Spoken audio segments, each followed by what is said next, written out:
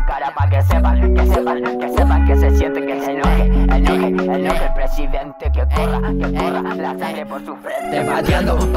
Pateando su cara pa' que sepan, que se siente. ¡Cagüines callejeros! Gritando la paz neoliberal. Que corra la sangre por su frente. Hola, desde los Cagüines Callejeros hemos ido trabajando espacios de debate y de discusión crítica en torno a distintos temas que nos acontecen desde nuestra particularidad, y desde el semiárido, sobre todo en este territorio que es una zona de sacrificio, queremos cuestionar lo que el poder, lo que los medios de comunicación han intentado propagar, que es el discurso de sequía. Frente a eso, nosotros decimos que no hay sequía, que hay una crisis hídrica, y que nos parece interesante y necesario ir conversando sobre eso desde nuestra particularidad y cómo eso se puede ir imbricando con otros sistemas de dominación o opresión. Quería saber su opinión al respecto, ir comentando. Bueno, yo creo que para partir y saludarlos a todos nuevamente, decir que acá adherimos a ese eslogan que se ha levantado con mucha fuerza en los últimos años, y es: no es sequía, es saqueo, ¿ya? Nosotras asumimos que estamos viviendo en el norte semiárido y que es normal que en estas territorialidades hayan pocas precipitaciones, y eso mismo es lo que le da vida a nuestros paisajes territoriales, ¿ya? El globo, la tierra en sí, tiene diferentes sistemas ecológicos, y esos sistemas ecológicos dependen de sistemas hídricos que son diferenciados. Si lloviera lo mismo, si tuviésemos el mismo abastecimiento de agua en todo el mundo, no habrían espacios como la Amazonía, no habrían espacios como el desierto de Atacama, no habrían espacios como los bosques australes o como el altiplano, porque todo sería homogéneo, y por lo tanto no tendríamos la enorme biodiversidad que tenemos, y tampoco tendríamos esta enorme diversidad social, diversidad cultural que también habitamos. Entonces, en ese sentido, una primera idea que yo quería plantear es que es natural que hayan pocas lluvias en nuestros territorios del norte semiárido, ¿ya? Ahora, lo que estamos viviendo con mucha intensidad en las últimas décadas no lo podemos comprender solamente como un fenómeno de la naturaleza, sino que es principalmente un fenómeno económico, es un fenómeno político, que es la escasez hídrica, ¿ya? En este momento lo que estamos viviendo es una situación de falta de agua para la reproducción de la vida de sectores, de grupos, de colectividades, debido a la concentración de las aguas en pocos grupos económicos que se han adueñado de manera ilegítima del agua. Entonces, hay una sequía, ¿ya? Que sí la tenemos que reconocer porque está lloviendo menos, y eso tiene que ver también con el cambio climático, que es producto de la intervención humana. Pero nosotros vivimos en tierras secas, vivimos en tierras con poca precipitación, y eso ha dado lugar a que tradicionalmente nuestras comunidades, nuestros pueblos, nuestras familias hayan hecho habitable y hayan construido toda una cultura en torno a los ritmos y las rutas del agua, desde la cordillera hasta el mar. Lo que ha comenzado a pasar en las últimas décadas y que se arrastra desde la dictadura militar es un muy intenso proceso de acumulación de agua que ha concentrado el acceso al agua en grupos económicos determinados, y de esa forma ha negado a amplios sectores de la población el acceso al agua para poder reproducir sus sistemas de vida. En ese punto yo quería mencionar de que el modelo neoliberal que hoy en día ha generado tanto malestar, y que es lo que ha dado origen a esta revuelta, que es una revuelta emblemática de la historia reciente de estas tierras, el modelo neoliberal se sostiene, nosotras creemos, en un hecho súper importante, que es que la instalación del neoliberalismo fue de manera paralela a la implementación de un código de aguas del año 1981, que es el que separó el agua de la tierra, generando un mercado de tierras y un mercado de aguas independientes que funcionaban con sus propias dinámicas, y generando el proceso de privatización de las aguas. Ya bajo el Código del 81, de 1981, la dictadura militar hizo concesión de derechos de aguas a perpetuidad a una serie de grupos económicos que en todas estas décadas han sido los que han instalado los que han sostenido las dinámicas extractivistas que finalmente son el soporte material del modelo neoliberal. En ese sentido, y a lo mejor me voy a alargar, pero como para abrir después la conversa, también es importante plantear que el modelo neoliberal en Chile es un modelo extractivista. Materialmente se sostiene en la sobreexplotación intensiva de la naturaleza a un ritmo que no permite que la naturaleza se pueda regenerar de manera natural. Y eso va a encadenar dinámicas de precarización, va a encadenar dinámicas de explotación humana, de explotación de la naturaleza, y va a instalar nuevos sistemas de opresión de nuestras sociedades. Ese modelo, esas dinámicas extractivistas, todas, de una u otra forma, se sostienen en base a una explotación indiscriminada del agua. Por ejemplo, la megaminería consume enormes cantidades de agua, ¿ya? Y además, en nuestras tierras, la megaminería está en sectores cordilleranos, está en sectores del norte grande de Chile, está en sectores de este norte semiárido, en los cuales las familias tradicionalmente practicaban la pequeña minería pirquinera, pero también practicaban la agricultura campesina, también practicaban la pequeña ganadería, también practicaban todas las labores asociadas a la gestión del mar, del borde costero. Y todo eso necesitaba agua, pero cuando se abre el modelo neoliberal y se fortalece el mega emprendimiento minero, esa agua va a ser atrapada, va a ser secuestrada por la megaminería. Caso distinto es lo que ocurre en la zona de Hualmapu, en el sur de las tierras bajo control del Estado chileno, en el cual llueve mucho en comparación con lo que llueve acá, en estas tierras así, Coquimbo, Serena, Vicuña, Limarí, el Choapa. Allá llueve mucho, ¿ya? Pero es porque las capacidades de regeneración de esos bosques, de esa biodiversidad lo requieren. Y lo que va a hacer el modelo neoliberal es que va a generar un sistema extractivista de naturaleza forestal. Se van a instalar las forestales que requieren grandes cantidades de agua, porque el pino y el eucalipto no son especies nativas, entonces consumen mucho agua. Entonces van a arrebatarle el agua a los bosques australes y también van a arrebatarle el agua a las comunidades campesinas, comunidades indígenas que hacían agricultura en función de esa agua. Lo mismo lo vemos con la minería asociada a elementos no metálicos como el litio, que consume muchas cantidades de agua en la zona del desierto, y también lo vemos en esta zona, en la cuenca del Elqui, asociado a lo que es la agroindustria. ¿Ya? Yo creo que todos tenemos familia o hemos conversado con gente que recuerda que el interior del Valle de Elqui, que el Valle del Limarí, eran valles de huertos, donde la gente producía para consumir y para intercambiar. Y la característica del huerto es su diversidad. Y lo que ha estado pasando es que cuando se instala, gracias a ese modelo privatizador del agua, la agroindustria de la uva y recientemente la agroindustria del palto, que no son productos propios de estas tierras, entonces también captura esa agua y desaparecen los huertos caseros y la gente empieza a perder el control de sus formas de reproducción de la vida. Entonces, finalmente, todos los problemas ambientales que genera la industria forestal, que genera la minería de gran escala, que genera la explotación del litio, que genera la agroindustria tan intensiva en estas tierras, tiene que ver con un saqueo permanente del agua que podemos rastrear desde el año 81 en adelante. Y creo que eso nos lleva a plantear una idea, y con eso quiero cerrar mi intervención, y es de que hoy en día suena como algo muy aceptado, pero hace 5 o 6 años sonaba muy fuerte plantear que el problema del agua no es un problema del cambio climático, no es un problema de la naturaleza, sino que es un problema político asociado a la explotación y a la instalación de sistemas coloniales de extracción de la naturaleza y de extracción de la propia humanidad a través de la explotación de nuestro trabajo y la explotación de nuestros territorios.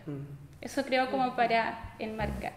Sí, de hecho cuando hablábamos sobre el orden neoliberal decíamos que no era solamente un modelo económico, sino que iba generando subjetividades, y eso lo podemos ver, por ejemplo, y relacionar con el tema de las empresas de diversidad sexual, que acá en Chile en general hay 2 grandes cabecillas, que sería Fundación Iguales y el Móvil. Ambas empresas trabajan de forma jerarquizada, que supuestamente tienen una agenda que van trabajando problemáticas de la pretendida comunidad LGBTIQ. Estas problemáticas en general están asociadas al trabajo, a la identidad y en general a la inclusión del mundo oficial heterosexual, a la nación heterosexual. ¿Cómo se hace según Fundación Iguales? Trabajando con todos los tipos de gobierno y tocándole la puerta a los empresarios. Esto lo podemos ver, por ejemplo, cuando Fundación Iguales se asocia con Agua Andina, que es símbolo de la gestión neoliberal hoy en día de las aguas, y que, bueno, ahí hay otra forma de relacionarlo, que Agua Andina asociada con Fundación Iguales, eso ya es un punto importante, pero Agua Andina también financia, por ejemplo, un centro de pensamiento que se llama Libertad y Desarrollo, que es uno de los principales centros de pensamiento para el poder, y que en uno de sus informes el año pasado, incluso a pesar de ser una instancia, una indicación levantada por el poder, cuestiona la ley de glaciares. ¿Qué dice respecto de la ley de glaciares? Dice que el proteger a los glaciares sería más bien un prohibicionismo e intervendría en la explotación por parte de las megamineras y también la instalación de acueductos, canales, ampliación de carreteras, proyectos geotérmicos e hidroeléctricos, generalmente en la zona semiárida y zona norte de los territorios dominados por el Estado de Chile. Este centro de pensamiento, Libertad y Desarrollo, sostiene este discurso en base a dos cosas. Uno, que los glaciares rocosos ubicados en la zona norte y semiárida de los territorios dominados por el Estado de Chile tienen un valor paisajístico y de aportación de agua a la cuenca mucho menor que los glaciares denominados por ellos blancos que están en el sur. Por lo tanto, ese valor cuestionable que tienen los glaciares rocosos significarían facilitar la intervención de las megamineras, de los proyectos de instalación de carreteras nuevas, en fin, una serie de proyectos extractivistas que serían facilitados por ese déficit de valor que, según ellos, portan los glaciares rocosos de la zona norte. Y es brígido porque estas personas, a su vez, que propagan, por ejemplo, una narrativa de amor neoliberal, de reconocimiento difuso, que hay que amarnos, que hay que reconocernos, se asocian con empresas que devastan los territorios. Entonces, llegamos a la conclusión de que en realidad estas personas están por la inclusión y por la validación de la identidad trans, LGBTI en general, pero sostenida en el modelo neoliberal. Y no se dan, bueno, sí se dan cuenta, pero no está dentro de su proyecto político, que para poder llegar a pensar incluso en amarnos, en celebrarnos, tiene que haber una materialidad que permita esos procesos. O sea, tú no te vas a reconocer en la nada, o sea, en abstracto. Tiene que haber un lugar en donde la reproducción de la vida no está amenazada en su hermosa y caótica complejidad por proyectos extractivistas transnacionales o locales. Yo creo que lo que tú mencionaste no solamente pasa con las identidades que estarían, digamos, posicionándose crítica y cuestionando la heteronormatividad, sino que pasa con todos los juegos de identidad. Claro. Yo creo que hay que reconocer que el extractivismo es el soporte material del modelo. ¿Ya? No se puede pensar en cambiar el orden neoliberal, en cambiar unas dinámicas económicas de carácter neoliberal, si es que yo no pienso cómo desmantelar las dinámicas extractivistas. Y eso creo que es como súper importante. Y el segundo punto que me nació de lo que tú comentabas tiene que ver con que después de décadas y décadas de este saqueo empresarial, obviamente que eso ha generado mucha rabia y eso ha generado mucho conflicto. Entonces, donde hay megamineras, donde hay pesca de arrastre, donde hay industria forestal, la gente ha encarnado el dolor y ha encarnado la rabia de ese saqueo. Y eso ha llevado a que se genere mucho cuestionamiento, mucha crítica y a que comenzaran a explotar los conflictos. Ya desde la década del 90 nosotros empezamos a ver que la gente se moviliza en las calles, empezamos a ver que Wallmapu renace en rebeldía, empezamos a ver que en el norte semiárido se comienzan a dar las primeras manifestaciones y protestas duras en contra de las empresas megamineras, sobre todo en estos valles. Entonces hay como mucho revuelo y eso genera un riesgo al capital. eso le genera a la empresa la idea de que puede perder plata. Porque si yo tengo que hacer circular los camiones para llegar a puerto y la gente se molesta y me hace un bloqueo o me hace una barricada, voy a perder el dinero porque esa producción no va a circular de manera tan eficiente como los mercados internacionales lo requieren. Claro. Entonces, el malestar de la gente se transforma en una amenaza. Y para enfrentar esa amenaza es que tú tienes dos salidas. Y en el caso chileno las dos salidas las hemos visto. Uno que es la salida de la violencia física directa, donde finalmente el Estado termina siendo como el guardaespaldas de las empresas forestales, mineras, agroindustriales y moviliza a sus fuerzas armadas con un carácter súper violento y súper represivo de los territorios. Y por otro lado, lo que es implementar estrategias de control social, de disciplinamiento, de pacificación social. Nosotros en el Quintral, a partir de lo que hemos visto, sobre todo en la zona norte, hemos estado tratando de elaborar el concepto de mercados de la empatía, que las empresas, cuando ya comienzan a sentir encima la amenaza de la molestia de las comunidades, empiezan a contratar profesionales que pueden hacer la pega de buscar estrategias para canalizar esa rabia, para mitigar esa rabia. Y aparecen todo lo que son los programas, los proyectos de responsabilidad social empresarial. Y esos proyectos de responsabilidad social empresarial, en el caso chileno, y me imagino que también eso se está dando en otros países de América Latina, ha tomado como una bandera de lucha la reivindicación de los derechos. La reivindicación de los derechos de los niños, la reivindicación de los derechos de las diversidades sexuales, la reivindicación de los derechos de las mujeres, incluso la reivindicación de los derechos de los animales. O sea, ha empezado a jugar con las identidades, ha empezado a jugar con el sistema de derechos, cosas de establecer empáticamente un apoyo, una promoción de esos derechos que sirva para blanquear su imagen, para limpiar su imagen, mientras siguen intensificando mucho más la explotación de los territorios. Entonces tenemos empresas como Barrick que apoyó y entiendo que lo sigue haciendo de manera muy fuerte el proceso de emergencia de los mundos dieguitas en Huasco, en algunos sectores, ¿ya? Y por otro lado, explota el territorio, que es lo que ha permitido la reproducción de esas comunidades dieguitas ahí mismo. O el caso que tú mencionabas, claro, de empresas. Por ejemplo, allá en Vallenar se hace mucho, bueno, se hace todos los años, Festival Arte Río, que es un festival que reúne a cantantes, grupos, en fin, muestras artísticas y también emprendimientos indígenas. Y está financiado por Nueva Unión, por KIR, ¿cómo era la empresa esta? No me acuerdo cómo se pronuncia. Bueno, un nombre raro, pasémosla. Y bueno, se da también eso como para pacificar los territorios e integrar a esos cuerpos que, si no son asimilados por el poder, serían problemáticos. Claro. Y eso mismo pasa, por ejemplo, con la... Hemos, desde los mariconeos críticos, pensado que la devastación heterosexual sobre los cuerpos no hetero y o no cisgénero también se mitiga por las empresas de diversidad sexual. La tecnocracia, ese comité de expertos que recoge de la calle lo que circula, se encarga de generar indicaciones legales de reformas para mitigar el dolor que causó todo este sistema y todo este sistema heterosexual en el cual se rige la vida hoy en día y desde hace muchos años atrás. Y hay que pensar que las industrias extractivas, por ejemplo, el caso de las industrias forestales o el caso de la megaminería sobre todo, son prácticas hiper masculinizadas. Claro. Porque son los mineros, claro, son sí, los forestales, masculinidad hegemónica, una masculinidad hegemónica, que es la masculinidad patriarcal. Claro.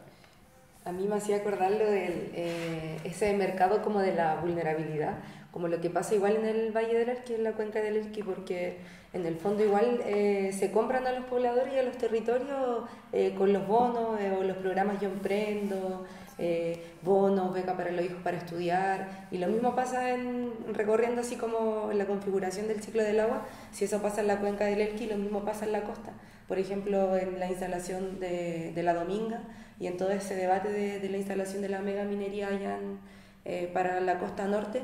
También la empresa empieza a hacer este mercado de la vulnerabilidad y empieza a hacerle el juego a los abuelos, por ejemplo, a los clubes de adultos mayores que les ponen wifi, les entregan controles de salud, los van jugando con las necesidades que ellos como que tienen como más vulnerables.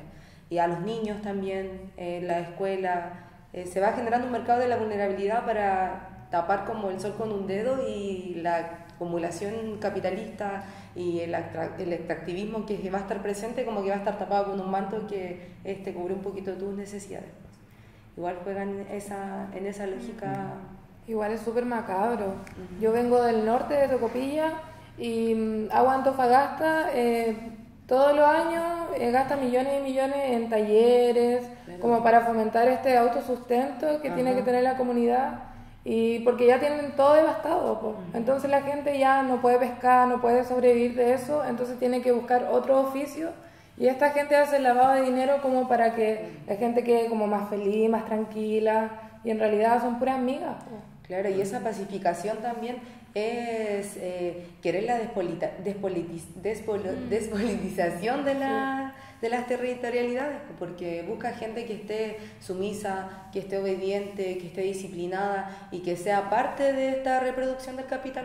Genera hasta una dependencia emocional, claro, desigual, obviamente, con las empresas, entre las comunidades y las muchas empresas. veces también se van invisibilizando otros conocimientos, como por ejemplo lo que decíamos antes. Me acuerdo que una vez conversamos como en un cagüín, en un conversatorio, que antes se podía vivir conforme a los ciclos del agua, es decir, una persona que, por ejemplo, vivía en la costa podía vivir de mariscar, podía vivir de la pesca, pero también podía vivir de criancero, porque tenían majada, no cerca de su casa donde habitaban, o quizá, pero tenían majadas un poco más lejanas, y ahí hacían su vida de criancero. Entonces tenían como un doble trabajo, por decirlo así, como en un sistema capitalista.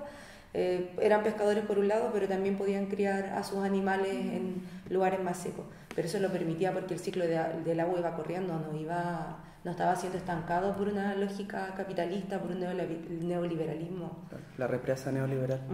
La represa neoliberal. La represa funciona como súper bien, como metáfora. Sí. Oye, ¿sabes qué? Eso, lo que tú mencionabas me llevó a recordar algo que hemos insistido varias veces, y ya acá lo hemos mencionado incluso en el programa, y que tiene que ver que una de las cosas que a nosotros nos ha adormecido y que de cierta forma ha bloqueado en estas décadas de dominio neoliberal la rebeldía, tiene que ver con la imposición de un mapa, de una geografía estatal. Y esa geografía estatal lo que hace es que no nos permite reconocernos como parte de una cuenca. Y aunque lo hemos dicho antes, yo creo que vale la pena recordarlo, que es que nuestras tierras tienen una dinámica en la que el agua genera la vida, y esa dinámica es de cordillera a mar. Entonces nosotros tenemos sistemas ecológicos en la cordillera, que es donde están los glaciales, que son finalmente los que nos nutren de agua, porque acá nosotros subsistimos, sobre todo en el valle del Huasco, del Elqui, del Limarí, del Chuapa, de las aguas de los deshielos. No es de esas lluvias torrentosas como se ven en la zona de Temuco, en la zona de Osorno. No, acá nosotros vivimos porque el río es producto del deshielo. Entonces hay una serie de sistemas ecológicos ahí. Luego está el sector de los valles, que es donde hay toda esta fertilidad asociada a la generación de alimentos, de agricultura, pero también tenemos una parte baja de la cuenca, que es lo que da hacia el mar, que es lo que podríamos llamar el borde costero. Y lo que las comunidades, históricamente, para hacer habitables sectores en los cuales no llueve, han hecho, es, desde muchísimo antes de la invasión colonial, transitar de cordillera a mar, para hacerse con el alimento. Y eso significa también aprender a leer esos territorios, aprender a cultivar esos territorios, aprender a dialogar con esos territorios. Entonces, cuando el sistema nos hace un mapa y nos recorta de norte a sur, lo que ha hecho es que nos fragmenta y nos desvincula de esa cuenca. Y hoy en día, en contextos de revuelta, la noción de cuenca del Elqui, la noción de la cuenca del Limarí, está renaciendo con mucha fuerza. Sí, de hecho, tomando en cuenta de que, aparte de que los territorios nos entreguen un soporte de alimentación autónoma, también nos entrega salud. Y es en ese sentido que le queremos hacer la invitación a la sección Bótica Callejera de nuestra amiga Verbelis, que nos permite ir conociendo otras formas de curarnos que no son necesariamente dentro de un hospital, y que pueden circular y ir dando soporte a una visión autónoma y emancipatoria de la salud. Así que ojalá les guste.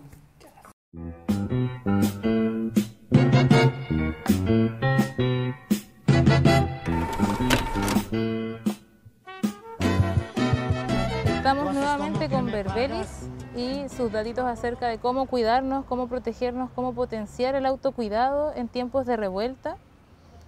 Y hoy día vamos a dedicar una sección especial para todas aquellas afecciones que nos vamos callando diariamente. Cuando el ritmo de la vida está controlado por el reloj capitalista, por este reloj neoliberal, es donde sucumbimos y empiezan a haber problemas de salud. Es allí que empezamos paulatinamente a aguantar ese miedo a que nos expulsen del colegio, ese miedo a que nos digan algo, marcar tarjetas y horarios nos termina profundamente enfermando. Y uno de los sistemas de nuestro cuerpo que más se ven afectados por eso y por incluso la represión institucionalizada que vemos hoy día en las calles es el sistema nervioso y es nuestro ánimo en general. Nos vamos deprimiendo, nos vamos llenando de un montón de sensaciones y emociones que nos van afectando y no nos permiten en el fondo estar todavía presentes.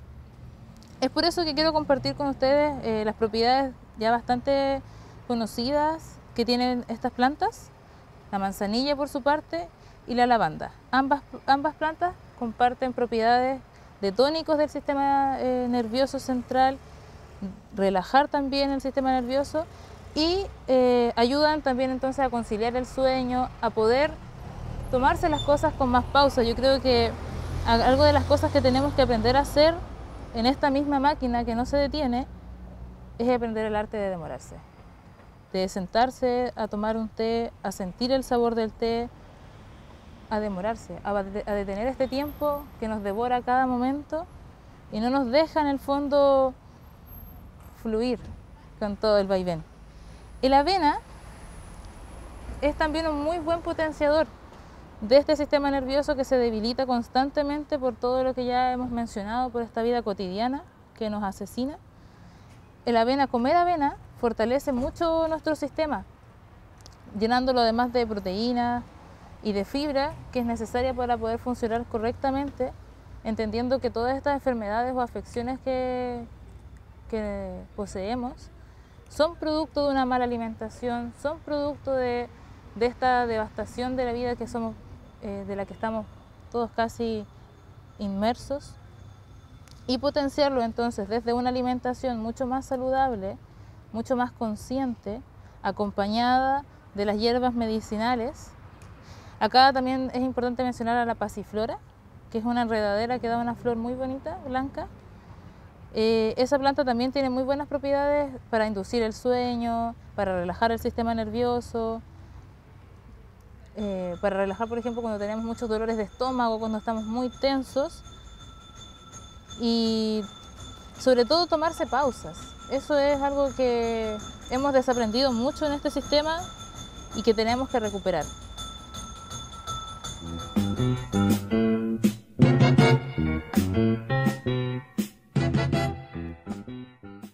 Esa fue la sección Bótica Callejera de nuestra amiga Verbelis, que nos va a facilitar quizá el acceso a un mundo de salud mucho más emancipado de esa salud tan de colores blancos que significa un hospital y de largas listas de espera. Suena bonito, suena bonito. Sabes que yo quería retomar la idea, porque siento que recuperar una lectura de Cuenca igual tiene un potencial emancipador, ¿ya? Porque nos vincula no solamente a otros territorios, nos saca de la cápsula o del metro cuadrado neoliberal, sino que también como que nos revincula a una genealogía histórica distinta. A pensar que nosotros no necesariamente vivimos en lo que el mapa define como la región de Coquimbo, o la ciudad de Coquimbo, o la ciudad de La Serena, sino que vivimos en una cuenca. Y esa cuenca tiene ciertos ritmos, esa cuenca tiene ciertas rutas de agua que son las que han permitido una enorme diversidad cultural. Y creo que eso es como súper importante enfatizarlo. Y es súper importante porque reconocernos nos permite ver la violencia de lo que ha significado el saqueo del agua. Si el saqueo del agua no solamente tiene efecto en la producción de los alimentos, en que los huertos ya no son posibles, en que ha cambiado la composición de la misma flora del mar, no solamente en eso, sino que también el propio paisaje ha cambiado. ¿Cómo ha cambiado el paisaje? Por ejemplo, acá existían tradicionalmente las vertientes, que la gente le llamaba los ojitos de agua, que eran lugares generalmente en las partes más de la precordillera o de la cordillera, donde habían aguas cristalinas que afloraban de la tierra, que eran como los ojitos de agua, los ojitos de la tierra. Y con esta sequía, esas vertientes, muchas de ellas han desaparecido. También existían, por ejemplo, pequeños ríos, no necesariamente tan extensos como el río Elqui, como el río Choapa, sino que existían ríos más pequeños, como por ejemplo el río de los Choros, claro, ya que atravesaba desde arriba, desde el sector precordillerano hasta llegar a desembocar en el pueblo de los Choros, de la Punta Choro. Existía el estero de Canela, el estero de Punitaqui, existían esteros en Combarbalá, existían esteros que hoy en día uno transita por esos lugares y son lugares áridos. Yo no sé si ustedes han ido a Punitaqui, pero en Punitaqui había un río que era el estero de Punitaqui y ese estero desapareció.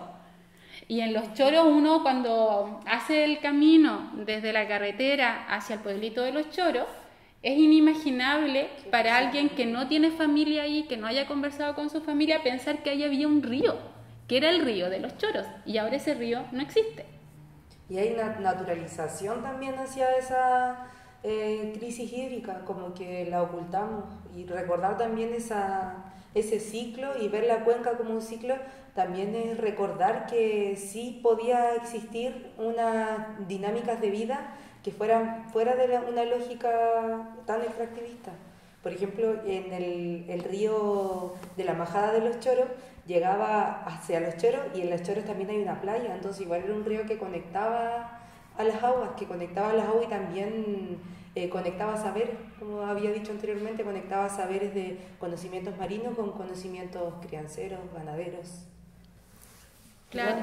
Igual es brígida esta como naturalización de las no aguas, porque se habla de una desertificación, de que el desierto está avanzando, se habla de un cambio climático y que todo eso no tiene que ver así como porque la tierra lo mande, sino porque hay una intervención fija del humanismo. Y a su vez también esto de la homogeneización de los territorios a través de los paisajes hídricos. Por ejemplo, ya no tengo el río, pero ahora sí tengo un camión aljibe que me trae agua. Claro. Entonces es bélico. Sí. Es como ya no importa el río que ya no pase, pero la MUNI ahora se hace cargo de mi desgracia y en realidad es como te dan un par de litros nomás. O tengo estancado el río en el caso de la cuenca del Elqui, pero sí tengo un programa de riego a goteo. Claro.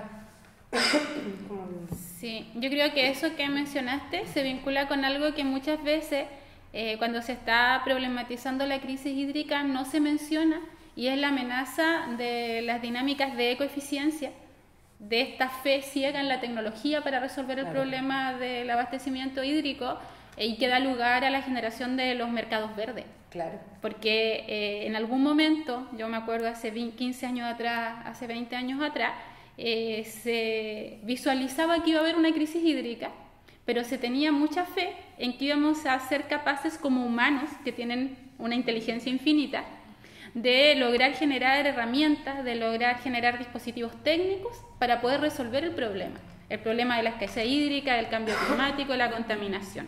Y ahí se comenzaron a desarrollar, por ejemplo, experiencias que tienen que ver con el diseño de las desaladoras, que transformarían el agua salada en agua dulce y eso podría tener usos productivos.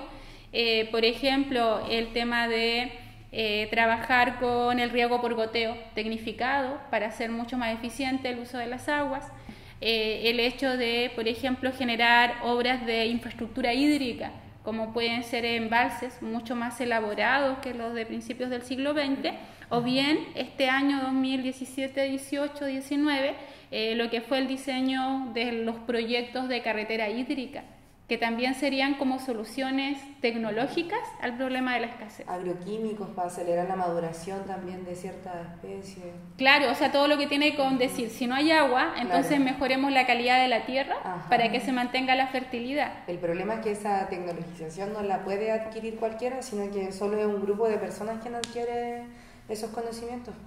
Y además el pequeño campesino, el pequeño habitante de ese territorio no va a adquirir esa tecnologización, entonces va a precarizar su vida porque ya no va a poder vivir de lo que vivía antes. Claro, no la puede acceder una porque es muy cara, ya, y otra porque además al instalar esas infraestructuras o a instalar esos desarrollos tecnológicos, tú igual alteras el territorio. Claro.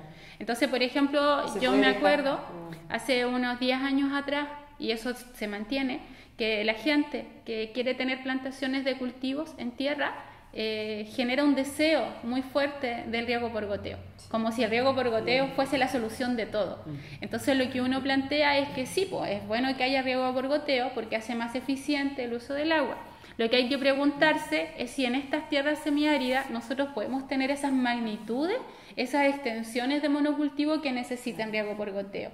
Porque lo que hay que entender es que nosotros vivimos en una cuenca y esa cuenca tiene aguas superficiales, que en el caso del Elqui sería el río Elqui, ¿ya? Pero también tiene aguas subterráneas. Entonces el riego por goteo no saca el agua de una llave, el riego por goteo está sacando el agua de las napas subterráneas y eso quiere decir que está sobreexplotando esas aguas. Y nosotros estamos en tierras en las cuales hay mucha cantidad de espacio que es secano. Entonces yo no puedo presionar esas dinámicas instalando un riego por goteo, porque lo que estoy haciendo es desprover, estoy quitándole, estoy restando, estoy despojando a ciertos territorios en beneficio de otros territorios. Y eso lo que genera son paisajes marcados por la desigualdad. Mientras tengo agricultores exitosos que exportan al extranjero, que están exportando al Asia, a Estados Unidos y a Europa, al lado tengo a personas que no son capaces de poder cultivar para el almuerzo. Y que tienen que ir por otros caminos, así como los temporeros, o irse por otros trabajos, oficios, o desempeñar su vida en cosas que ellos jamás imaginaron, y que también irrumpen la calidad de vida que tenían generación tras generación. También es despojarlo de cierto conocimiento, siento yo. Y despojarlo de su proyecto de vida. Sí, claro. De su proyecto de vida, de su calidad de vida, incluso emocionalmente los podéis quebrar. Sí. Entonces, como decía, no solamente eso genera un desajuste, un desequilibrio en el territorio en sí, sino que encadena, como tú dices, lógicas de precarización de la vida. Pero además, paralelamente, genera un nuevo nicho de negocio, que tiene que ver con los mercados verdes, con la búsqueda de eso. Es brígido como igual la globalización y este sistema neoliberal capitalista que está en todo el planeta Tierra.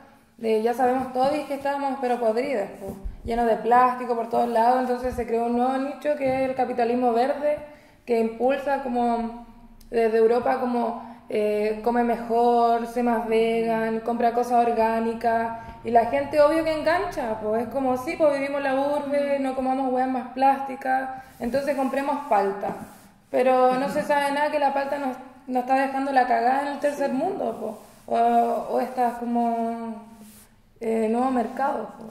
Igual que el veganismo, la soya transgénica tiene la cagada igual. Y consume muchísima agua. Y consume muchísima agua. El tema de las energías renovables no convencionales también que se ha instalado por este capitalismo verde, de que vendrían a ser la solución de los grandes proyectos contaminantes, no teniendo en cuenta que en realidad, por ejemplo, una planta solar gigante sí necesita de un territorio para poder instalarse, necesita una materialidad, y donde se instala en un desierto, porque supuestamente en el desierto no hay nada, entonces es un lugar apto para poner esa planta.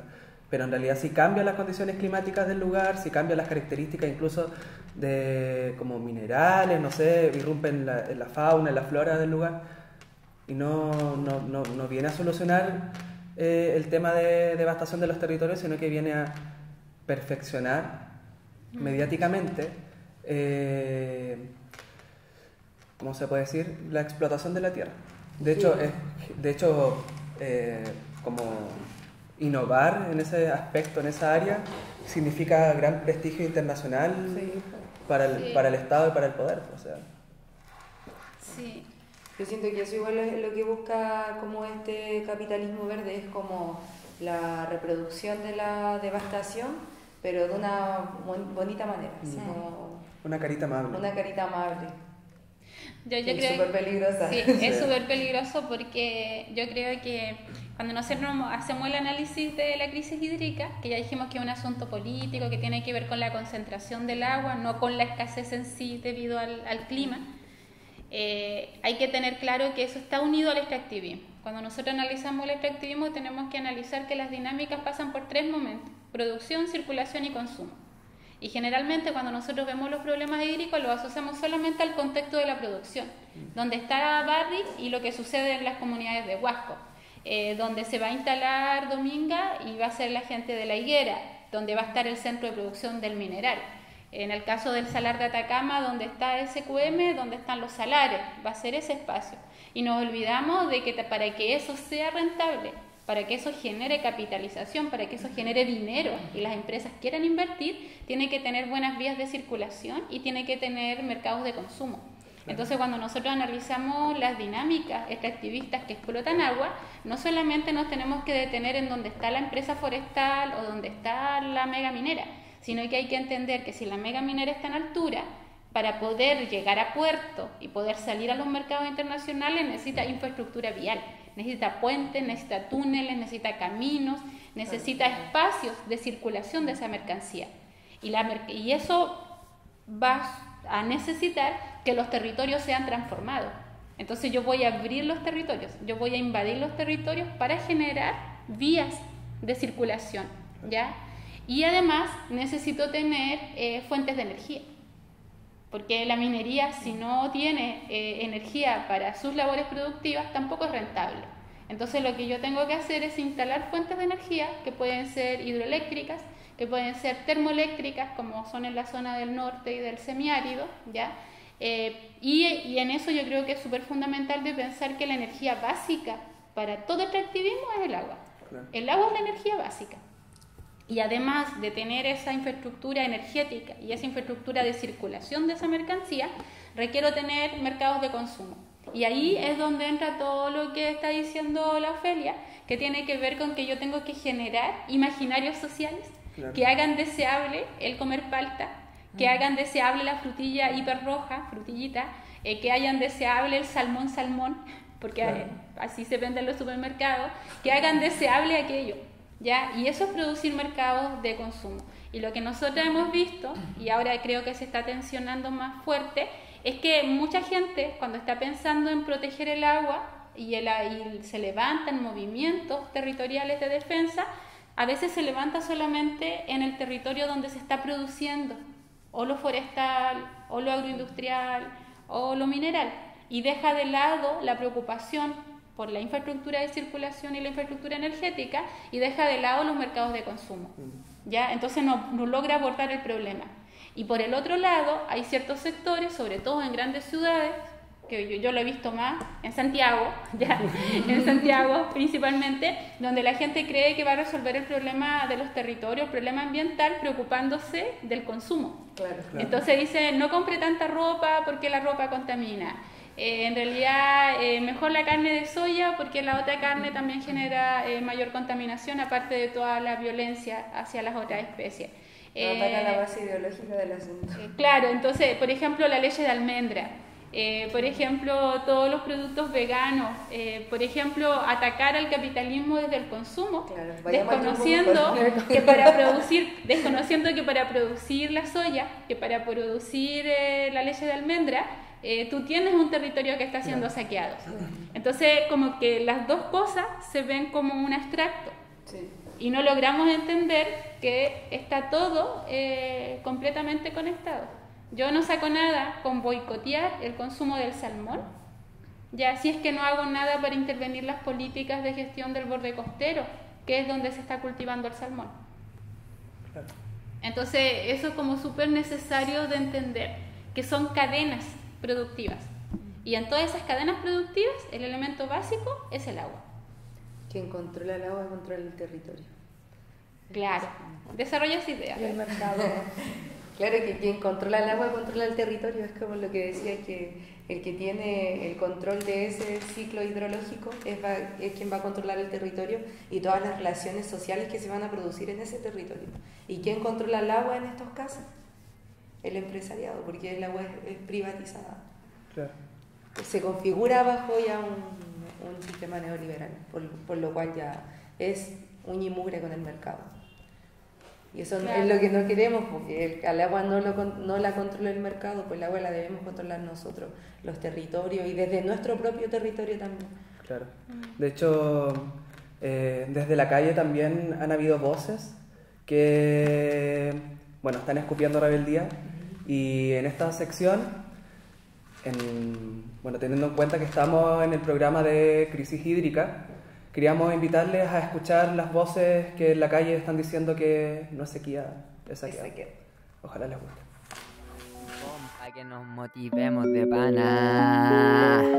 Incentivar a la gente que vote donde hay que votar, pero es que también, que es lo que pasa, que cuando a ti te dan el favor o la opción de ir a votar y toda la weá, los ponen ejemplo, los 6 personajes que a ti te dan a elegir, los 6 personajes, tú no sabes cuáles son las verdaderas intenciones, ¿sí o no? Sí, po. Todos llegan con chamoyo. Sí. Hay una que te ofrece, ay, si nace el hijo te va a darte $1.000.000 depositado y toda la weá. Full Bachelet. El otro weón, no, terrible tirado el milico, el Cats culeado ese, terrible tirado a los milicos y a los pacos, así. Imagínate, pues, weón. Ya ahí no sabía en realidad en qué confiar, weón. Hoy en día, en los políticos y los más jóvenes y toda la weá, realmente no hay quien saque la cara realmente por el país, pero que haga las cosas bien como tiene que ser, weón.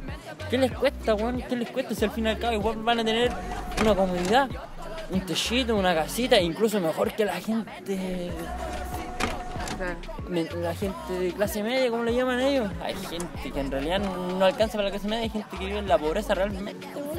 Yo tengo un amigo que vive en el cerro, en una toma acá, en la compañía de Salcer. Puta, no tienen ni agua, no tienen ni luz, weón, ¿cachai? Tiene que hacer malabares y toda la weá. Para el trabajo tiene que pegarse los medios azotes hasta acá al centro y es comerciante, imagínate, trabaja en la esquina de los semáforos. Si vienen los pacos, ¿qué hacen? Lo corren, pues, weón. Y si no corre, ¿qué hacen? Le quitan las weas. Y eso es plata perdida para él porque él todo lo fabrica él mismo, ¿cachai? ¿No? Pues esa weá da rabia, pues, weón. Estos weones se creen la ley, weón, porque son pacos. Creen que hay que tenerle respeto, hay que tenerle miedo, hay que esquivar la mirada. Desviémoslo que ahí están los pacos.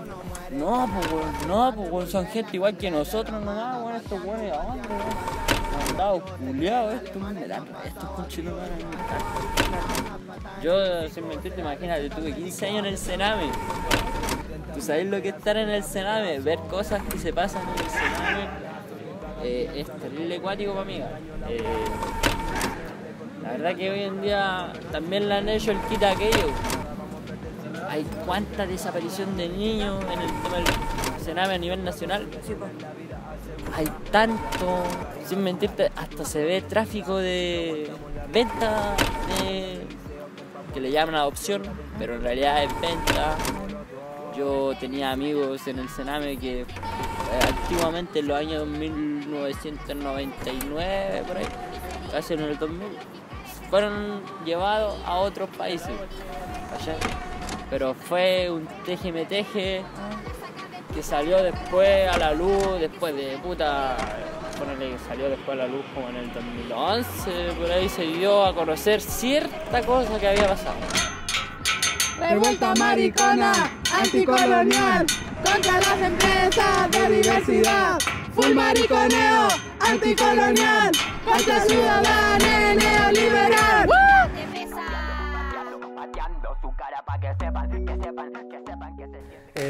Bueno, eso fue la sección Palabreo de la Yeca. Y ahora quería hacerles una pregunta.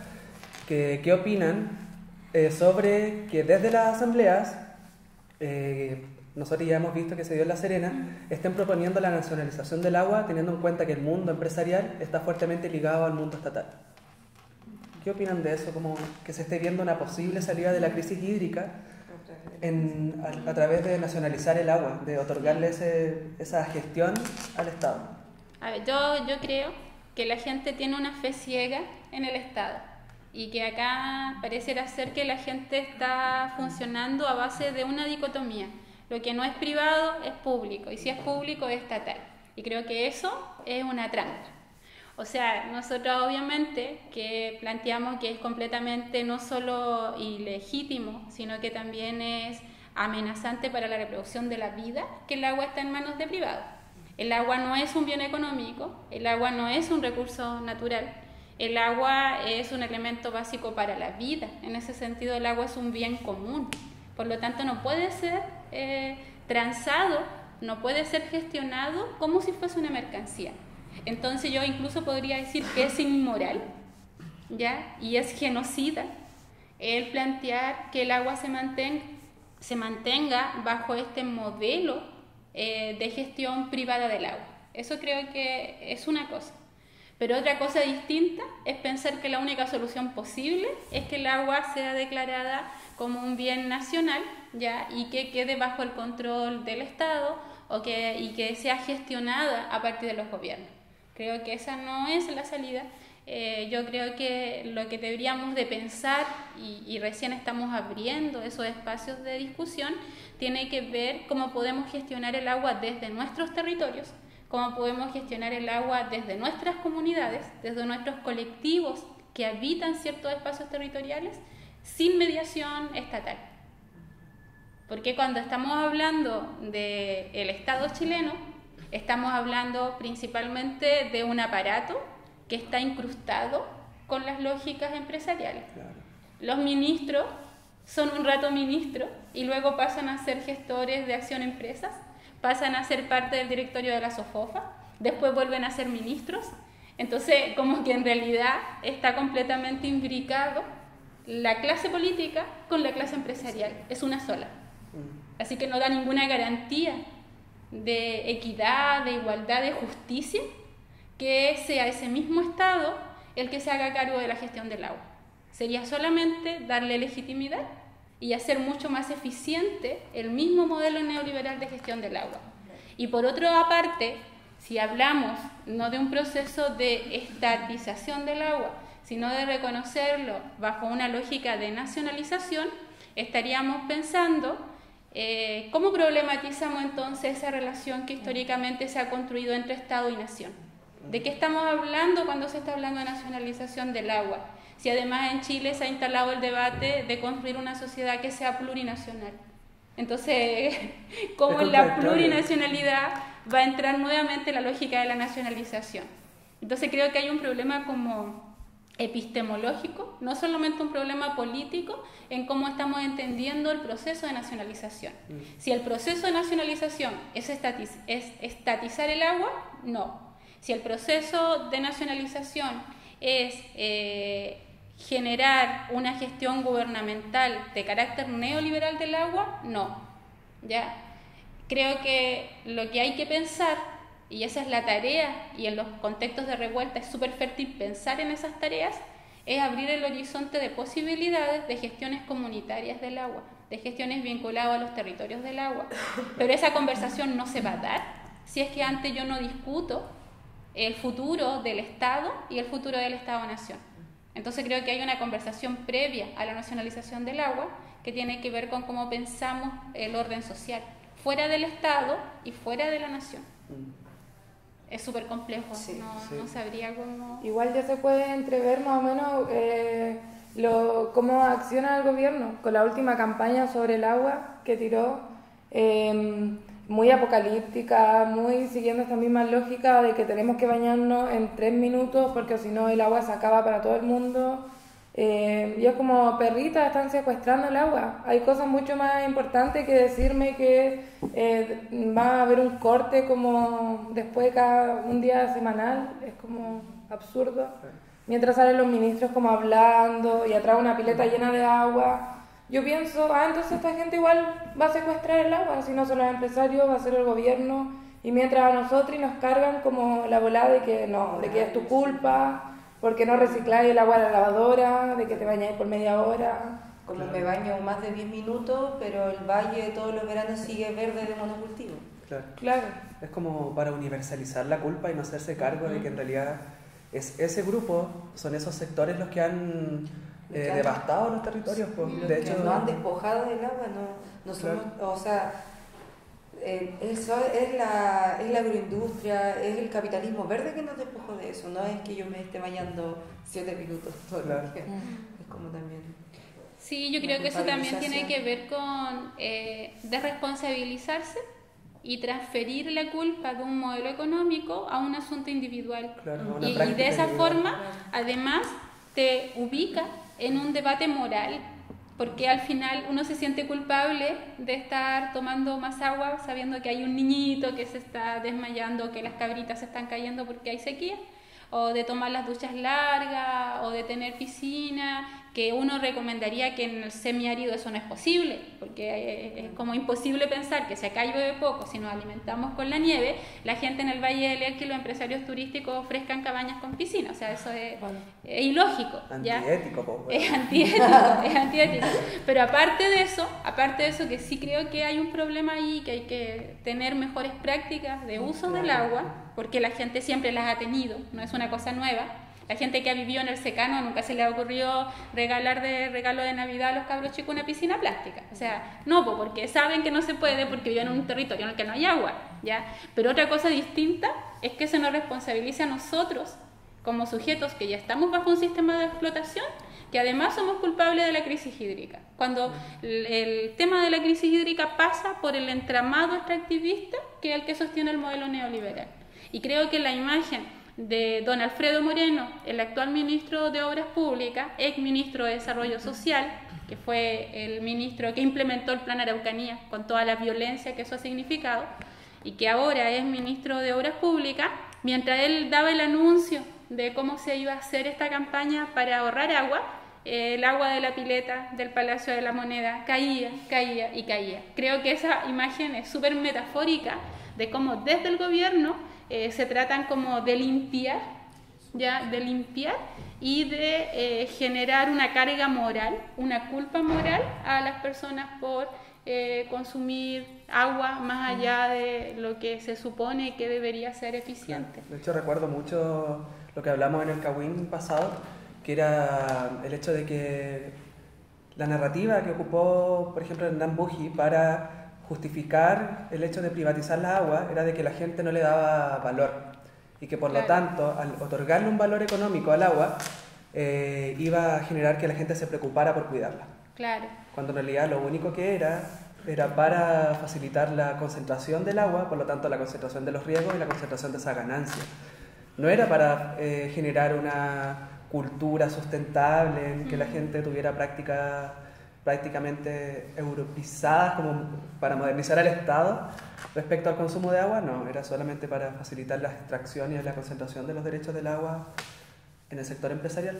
Yo creo que eso que tú dices nos lleva a otro tema que lo hemos conversado acá antes, y es que la forma como se está gestionando el agua parte de supuestos que están amarrados con el proceso de colonización. Nosotros nos vinculamos con el agua con lógicas coloniales. Primero, asumir que la naturaleza es algo distinto a nuestra naturaleza humana y que por lo tanto nosotros tenemos autoridad para poder controlar y para poder explotar a otras especies, para poder explotar los territorios porque los territorios no tienen vida. Otra lógica que está es la idea de que nosotros somos seres egoístas por naturaleza y que si no hubiese un Estado que nos ordenara, si no hubiese un pacto social como una constitución, nosotros estaríamos en una guerra permanente porque todos nuestros instintos negativos estarían ahí circulando. Claro. Entonces, para evitar eso, es que se generan leyes y se genera bajo esa idea el Código de Agua de 1981, que como tú decías, parte del supuesto que la gente bota el agua, que la gente pierde el agua, porque el agua no tiene un valor, porque no le cuesta. Entonces, claro, si mi cuenta de agua va a ser más alta, yo la voy a cuidar más. Y ese es partir del supuesto falso de que nosotros somos personas individualistas por naturaleza, que somos egoístas por naturaleza, que somos violentos por naturaleza. Y eso no es así. Entonces, creo que es súper importante resaltar que históricamente las comunidades han aprendido a compartir su agua, claro, a compartirla, sí, pero compartirla para reproducir la vida, no para generar estas dinámicas de acumulación. De hecho, la relación que había con el todo era mucho más respetuosa, había una complementariedad entre la naturaleza humana y no humana. También dentro de las asambleas que se están generando dentro de la revuelta, me he fijado que hablan sobre una solución que además de la nacionalización del agua, viene a ser la implementación de la desalinizadora, Desaladora, la de Tongoy, la ¿no? desaladora, claro. Como medida de que ya como está, no existe, pero en realidad está secuestrada el agua potable, por así decirlo, agua dulce, la sacamos del mar. ¿Ustedes qué creen? ¿Es una buena idea, una mala idea? Pésima. Pésima. No, y la desaladora igual es un arma de doble filo porque en el fondo igual ataca todas las condiciones ambientales que tiene el mar, la temperatura, condiciones climáticas y afecta a la biodiversidad marina en su totalidad. Entonces, Claro. ¿qué estamos hablando si queremos sacar agua del mar, pero en base a qué? A hacer como más como latente el daño que le estamos haciendo a nuestros mares. De hecho, como que la visión de dónde se paran para poder instalar desaladora es que va a ser para abastecer de agua potable a las comunidades. Cuando en realidad esa agua que se saca del mar va a ser para sostener los procesos productivos de las grandes mineras. No va a ser para como mitigar el déficit de agua que existe alrededor de las comunidades o en las Y comunidades. tampoco es que sea más barato. No. Así como por último ya están devastando el territorio, me llega agua potable pero que sea gratis.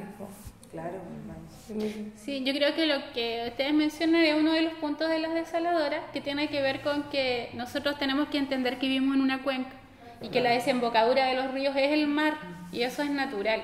Y cuando se mezcla el agua dulce con el agua salada, genera las condiciones para que ahí emerja vida. Entonces, si yo altero eso, voy a alterar también todos los sistemas ecológicos del borde costero, entonces eso obviamente que va a tener daño. Va a tener daño en el borde costero, pero también va a tener daño en el territorio, donde se vayan acumulando esas sales. Pues si esa sal no se evapora, esa sal va a quedar en algún lugar.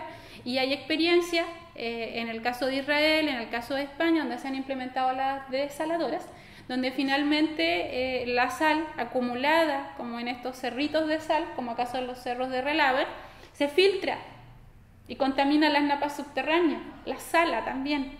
Entonces nuevamente genera un desequilibrio hídrico la desaladora. Ese es un punto. Entonces genera daños ambientales la desaladora, ¿ya? Otro, y obviamente eso tiene efecto en la gente que vive en la mar, la gente que vive de la recolección de algas, de la recolección de machas, de la recolección de moluscos, de peces. Eso genera un cambio y por lo tanto altera esas dinámicas de vida. Pero también genera lo que menciona la Fenty, que tiene que ver con el hecho de que al solucionarse el problema de la escasez en algunos territorios, se le hace mucho más rentable a las mineras acelerar sus procesos de extracción. Entonces hay que entender que desde hace unos años atrás, ya en esta última década, cuando se presentan proyectos de exploración y de explotación minera en el norte semiárido y norte grande, ya no solamente se presenta solamente el espacio de la producción de la minera, sino que ahora nosotros podremos hablar de complejos mineros. El complejo minero tiene su mina, por decirlo así, tiene su termoeléctrica que le genera energía, ¿ya? O otra forma alternativa de placas solares, eólicas, lo que sea, pero tiene una infraestructura energética para la mina, tiene una red de caminos para transportar la mercancía y para que circule la energía, porque la energía no se va telepáticamente, tiene que irse por los circuitos esos que hay en las calles, entonces se va la energía y aparte tiene su desaladora. En el caso del proyecto Dominga tiene todo eso. ¿Ya? En el proyecto Nueva Unión entiendo que también, o sea, en los proyectos mineros ahora no es solamente la mina, sino que la fuente, Cerro Blanco, no es solamente la fuente de energía, no es solamente la serie de caminos para que ahí circulen los camiones con mercancía, los tendidos eléctricos, las carreteras eléctricas que hagan circular la energía, sino que también la desaladora. Entonces va todo junto, junto. Y eso es súper complicado porque al final lo que tú le estás haciendo es generarle mayores ingresos, generarle más facilidades de acumulación a esos emprendimientos mineros. Y ese es un problema. Y otro problema es que las desaladoras están en el borde costero. Y hay muchas que por la situación donde está la mina están asociadas directamente a las solicitudes de concesión de puertos. O están cercanas a los puertos. Entonces, por ejemplo, si yo pienso, nosotros lo que nos queda más cercano como mega minera sería el caso de Pelambres en el Choapa. La mina está en altura, ¿ya? Y abajo, en la costa, está el puerto de Los Vilos. Y cuando las comunidades entraron en conflicto por escasez hídrica con el grupo Luxi, por la sobreexplotación del agua, porque las comunidades se quedaron sin agua, las mismas comunidades, al menos lo que se vio en prensa, me imagino que hay grupos que no están de acuerdo, pero al menos lo que se vio en prensa es que las mismas comunidades pedían la desaladora como una forma de mitigación. Pero para que esa desaladora se instale, se le debían entregar al grupo Luxi las posibilidades de construirla en el sector de Los Vilos. Claro. Y eso significa, de cierta forma, hacerse con las llaves de entrada y salida del puerto. Y eso es muy grave, porque quien controla el puerto finalmente controla el proceso de comercialización internacional y la circulación de las mercancías. Entonces, al final, cuando se piensa quién gana con una desaladora, gana la misma empresa. Gana la misma empresa. Y eso es súper terrible y además genera relaciones de dependencia con la gente. Sí. Entonces, es muy devastador para el territorio, pero también es devastador para las relaciones sociales que están en esos territorios. Entonces, en ese sentido, las desaladoras creo que son la peor solución que se podría encontrar para resolver el problema de la crisis hídrica. ¿Ya? Hay experiencias en Israel, hay experiencias en Israel y hay experiencias en España, en las cuales las desaladoras han alterado los contextos ecológicos donde se instalan. Y eso es grave, más aún cuando nosotros somos un país donde es un borde costero que finalmente es como la gran despensa, que cuando haya cualquier crisis nosotros vamos a recurrir a la comida del mar. Entonces eso es como súper importante. Y lo otro que se ha escuchado también es la cosa esa de que aparte de las desaladoras, ha circulado con mucha fuerza, sobre todo el año 2019, la idea de las carreteras hídricas, que son 3, y hay una que es la que ha tenido mucha publicidad mediática, porque ha tenido el apoyo del gobierno también, que es la de la corporación Reguemos Chile, que pretende sacar agua de la zona del Biobío, ya del Alto Biobío, y hacerla llegar hasta la tercera región. Una carretera hídrica, hacer circular el agua, eso es devastador. Como la lógica para de esos déficit acá en el semiárido norte y excedente de agua en el sur. Ese es el diagnóstico de ellos. Claro, ellos parten del supuesto que acá tenemos escasez, tenemos déficit hídrico y que allá hay exceso de agua. Y eso es imposible. O sea, allá está el agua que el bosque valdiviano requiere, allá está el agua que los bosques, que esas especies necesitan. Entonces no es que ellos tengan menos, que tengan un exceso de agua, tienen el agua que ese territorio requiere. Es súper rígido pensar el hecho de que estas personas en el poder estén propagando esta narrativa de que en el sur hay un excedente, una sobra de agua y en el norte hay un déficit. Eso lo hacen, bueno, a mi modo de ver, para homogeneizar los paisajes hídricos y facilitar la avanzada extractivista en esos territorios. Con el tema de la desaladora, con el tema de las hidroeléctricas a menor escala. Siento que esa homogeneización de los territorios, de las particularidades geográficas, hídricas, lo que va a hacer es atentar también contra la biodiversidad cultural y de especies que hay en ese territorio. Lo encuentro asquerosamente horrible. Y es súper colonial porque lo que impera es la noción de homogeneidad. Claro. Entonces, así como tú tienes un terreno que era diverso y ahora es monocultivo de palta, o es monocultivo de uva, o es monocultivo del salmón, que también es una forma de cultivo marino, también eso te homogeniza a la gente. Claro. Entonces yo tengo el mismo sistema educativo para producir a los mismos tipos de trabajadores, para que se incorporen en las labores agrícolas o en las labores de la industria minera, claro, etcétera. Entonces es súper colonial tratar de homogenizar los paisajes, ¿ya? Tratar de universalizarlos, tratar como de atrapar y de contener todo el potencial emancipador que la diversidad en sí ya tiene. Claro. Entonces eso es también una lógica colonial de ocupación de los territorios y de ocupación colonial de la propia subjetividad. Claro. De hecho, me gustaría, porque ya el tiempo se hizo muy poquito parece, y quería saber cuáles son sus opiniones respecto a cómo se han ido generando resistencias en torno al agua y a la devastación de los territorios. Porque por un lado hay gente que se está preocupando por el debate de nacionalizar el agua, pero por otro lado, como en el Valle del Huasco, las comunidades están haciendo una lectura de cuenca del conflicto. Así que me gustaría saber o conversar respecto a eso, como para ir despidiéndonos porque ya nos queda poquito y presentar la próxima sección.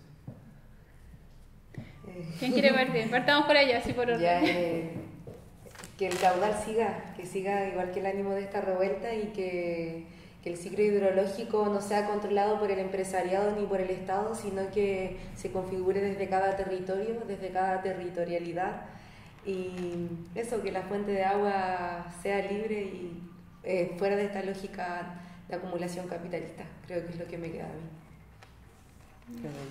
Bueno, yo quería, antes de decir qué es lo que a mí me gustaría, era como mostrar imágenes, así, para que recordemos. Antes de la revuelta, antes del 18 de octubre, las portadas del diario El Día y como que los titulares de la televisión habían instalado el tema del año de la sequía. Y esa era como la noticia del día. Y eso estuvo semanas y semanas. Y el mensaje era que había una sequía extrema en la cual se mostraban así los periodistas que las vacas se desmayaban porque no habían podido consumir agua y todo eso. Y era una imagen súper apocalíptica. Y unos días después de la revuelta, dentro del mismo mes de octubre, empezaron a circular por Facebook una fotografía y unos videos de aguas que habían sido liberadas.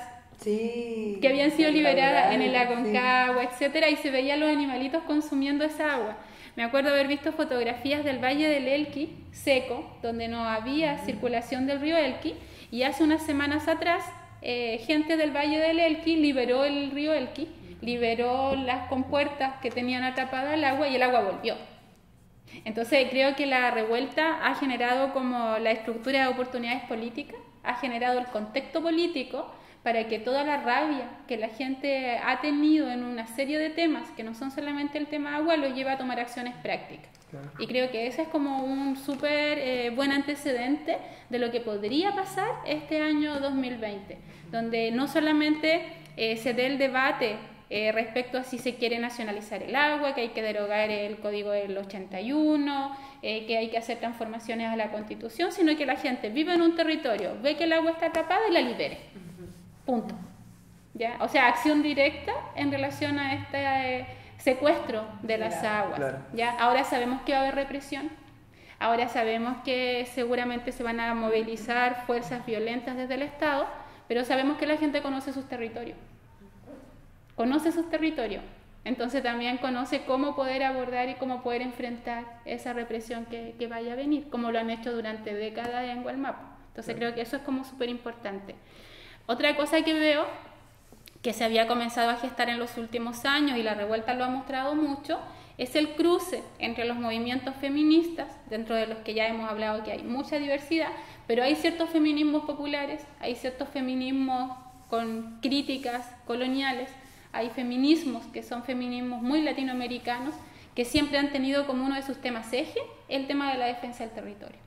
Y creo que ese cruce entre los feminismos críticos, contrahegemónicos y la defensa territorial también va a potenciarse en el contexto de la revuelta. Entonces, la idea de mi cuerpo, mi territorio, y la defensa de mi cuerpo también es la defensa del territorio, creo que también va a tener un lugar protagónico este año 2020, porque han sido históricamente las mujeres en América Latina las que han, de cierta forma, sostenido la defensa de las aguas y la vida. Y eso pasa por temas culturales que no tienen necesariamente que ver con una naturaleza femenina, sino que tiene que ver cómo nosotras hemos sido socializadas y los roles que la misma sociedad nos ha instalado y que hoy en día podrían tener ese potencial. Otra cosa fuerte que veo es que nosotros recuperamos ciertos sectores, porque otros lo tenían ya muy instalado, el mundo mapuche como un referente de lucha, como un referente de rebeldía. Y las rebeldías del mundo mapuche hoy en día, de una u otra manera, todas llegan al punto del agua. Las amenazas sobre Gualmapu tienen que ver este año, y los que se vienen, con lo que es la generación de energía para este proyecto de Chile, potencia energética con renovables no convencionales, que se está traduciendo en lo que es la instalación de minas y centrales de paso en toda la zona de Gualmapu, potenciadas además por la plataforma IRSA, ¿ya? Entonces, en vez de que hayan grandes centrales hidroeléctricas, como fue el caso de Ralco, ahora hay muchas centrales pequeñas como las del río Pilmaiquén. Y eso están generando oleadas de conflicto, oleadas de conflicto. Entonces, como nosotros estamos teniendo en los pueblos oprimidos de Chile ese vínculo simbólico con las luchas de ese otro pueblo que es el pueblo mapuche, yo creo que ahí también hay un espacio de aprendizaje para nosotros de ver cómo ellos están defendiendo sus aguas, cómo ellas lo están haciendo y cómo nosotros lo podríamos hacer. Y creo que ese también es otro escenario. Y como deseo, porque eso eran como escenario, como deseo es que ojalá los debates callejeros, las conversas en torno a pensarnos de nuevo en nuestros territorios, en este momento de revuelta, no se queden en el fetichismo jurídico, no se entrampen en el tema constitucional, porque lo que necesitamos son transformaciones de carácter más revolucionario, donde haya una identificación de clase primero que nada, y donde el foco de conflicto no esté asociado solamente al gobierno y al mundo empresarial, sino que al Estado, el Estado opresor, el Estado como foco de conflicto. Entonces, y eso no se resuelve con una constitución. Creo que eso es como importante, y por tiempo también yo lo dejaría hasta ahí. A mí me gustaría decirle a la señora, al caballero de la casa, que no le crea al gobierno, ni al gobierno ni a los empresarios. Son toda la misma mierda. Eso. Claro. Básicamente. Estamos claros. Bueno, después de que hemos hablado harto sobre la crisis hídrica y todo el tema, a mí particularmente me encanta la idea de que desde el semiárido estén dándose estas relaciones muy profundas entre mariconeos libres y aguas libres. Creo que una forma que se está anunciando desde el mariconeo es, por ejemplo, mariconizar las aguas, alocarlas, atravesarlas, que no tengan un cerco productivo neoliberal como nosotros, el mariconeo crítico, rechazamos también el cerco heterosexual. Creemos que si vamos a liberar la identidad, por así decirlo, también hay que liberar los territorios. Y eso, como hacer ahora la invitación, después de todo este cahuineo vivo, a la sección Grieta Reflexiva, que es un espacio para poder seguir manteniendo la conversación abierta y que no esté atrapada por el poder estatal ni empresarial. Así que, eso. Ya, saludos.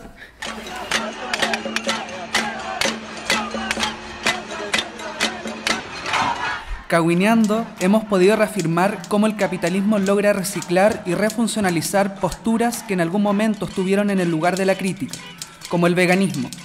Hoy, el veganismo está dentro de envases y cosméticos de empresas multinacionales que producen miseria tanto en los territorios, en los seres humanos, como en los seres no humanos. Hacemos el llamado entonces a tensionar los discursos instalados por el poder neoliberal y circular otros conocimientos y saberes que nos permitan afilar nuestra crítica hacia las estructuras de dominación. Cuestionar sin aislar o desconectar un conflicto de otro. Cuestionar el especismo, el capital y sus miserias. Pateando su cara para que sepan, que se sienten, que se enoje el presidente, que corra la sangre por su frente. Pateando su cara para que sepan, que se sienten, que se enoje Buscando la paz neoliberal. Que corra la sangre por su frente. Pateando su cara para que sepan, que se sienten, que se enoje el presidente, que corra la sangre por su frente. Pateándole la cara.